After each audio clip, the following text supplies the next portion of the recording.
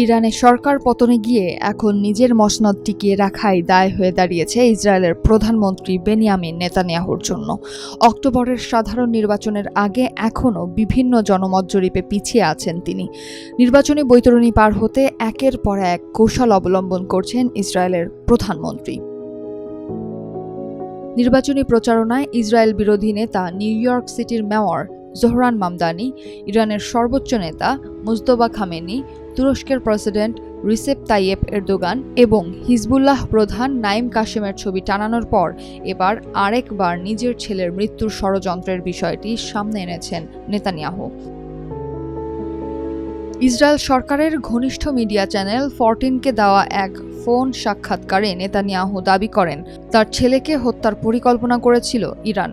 তিনি বলেন, এটি অবিশ্বাস্য ঘটনা। ইরান আমার ছেলেকে লক্ষ্য করেছিল। তারা আমার এক ছেলেকে হত্যার চেষ্টা করেছে। ইরানের বিরুদ্ধে নিজ ছেলেকে হত্যা চেষ্টার অভিযোগ আনলেও ঠিক কখন এবং কোথায় কিংবা কোন ছেলেকে লক্ষ্য করেছিল ইরান তা খোলাসা করেননি নেতানিয়াহু। নেতানিয়াহুর 2 ছেলে ও 1 মেয়ে। এর মধ্যে বড় ছেলে 2024 সাল থেকেই যুক্তরাষ্ট্রের মিয়ামি শহরে অবস্থান করছেন বলে জানা যায়। বাকিদের অতিরিক্ত ব্যক্তিগত নিরাপত্তা দিচ্ছে ইসরায়েল সরকার, যার জন্য খরচ হচ্ছে মোটা অঙ্কের অর্থ। এ নিয়েই প্রশ্ন তুলেছেন ইসরায়েলি করদাতারা। এদিকে ইসরায়েলের সাবেক সেনাপ্রধান গাদি আইজেনকটকে ঘিরেও নিরাপত্তা জোরদার পরিকল্পনা করেছেন নেতানিয়াহু। মূলত আইজেনকটই আগামী নির্বাচনে প্রধানমন্ত্রী হওয়ার দৌড়ে নেতানিয়াহুকে টেক্কা দিতে চলেছেন।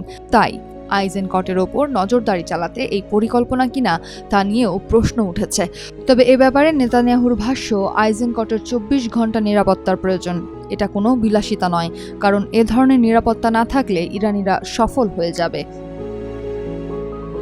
এর আগে ইরান যুদ্ধের শুরুতে যুক্তরাষ্ট্রের সঙ্গে যৌথ হামলা চালিয়ে ইরানের সর্বোচ্চ নেতা আয়াতুল্লাহ আলী খামেনি সহ একই পরিবারের আরও 4 সদস্যকে হত্যা করেছে ইসরায়েল। এই হত্যাকাণ্ডের প্রতিশোধ নেওয়ার প্রতিশ্রুতি তখনই দিয়েছিল ইরান।